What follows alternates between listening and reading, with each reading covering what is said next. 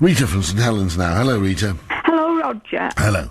I want to speak about the recommissioning of the Mark Forrest show for a further 12 months. I'm not sure of the details, but I think it was commissioned for 2 years. Well, not according to the information I've got, but never mind. Well, anyhow, yeah, go on. This will mean, actually, that Wire-Free Productions, owned by two ex-BBC executives, will receive a fee of $150,000 upwards.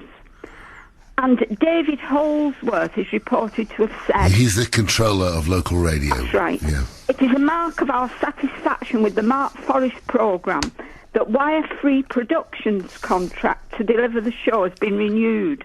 We're delighted with the creativity and direction shown by its producers, their understanding of the needs of the local stations and their audiences, and to have such a terrific presenter in Mark Forrest in this prestigious slot. And Matthew Bannister has said, Matthew Bannister is one of the right. guy who's run Wire-Free Productions. Yeah. That's right. The show's getting a warm reaction from across England and the Channel Islands. Yet this show has got the worst radio figures in this time slot ever. So I'm not sure if that's true in all areas. You're correct, it is true at Radio Merseyside, but I don't know if it's true in all areas. It seems to be. So if that's a warm reaction, I don't know what a cold one's going to be. Now, Lord Hall in his speech last week was talking about the BBC being here to serve the public. It could welcome criticism and learn from it. There should be less distance and more involvement with audiences and a closer, warmer relationship with audiences. But what we want, I think, is local radio to be what it's always been: local presenters, local news, and serving local people. And it just seems to me that this show isn't providing that. So I think Lord Hall ought to look at it again. Well, maybe you should write to him and put your objections to him as well as to David Holsworth. The problem that David Holsworth had, as you know, was a big cut. I know it was going to be 20%. It ended up at 10%. But nevertheless, it's a big cut. And he had to somehow manage that.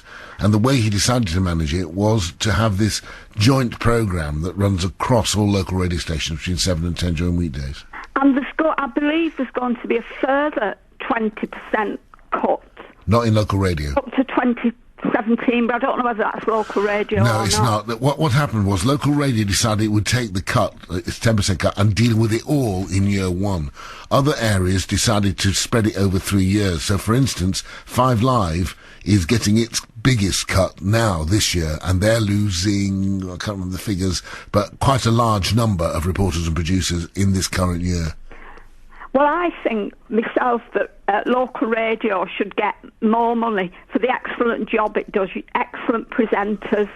Well, I'm not going to argue with that, obviously.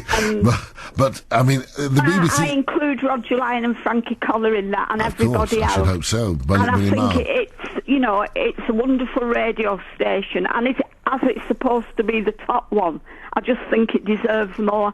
So I hope Lord Hall will look into that as well. Well, I think you should write to him. He's been round here. He came round here. Unfortunately, I was away when he was around here, but he came around here a couple of weeks ago, and he wrote a very nice letter to us saying that he very much enjoyed it.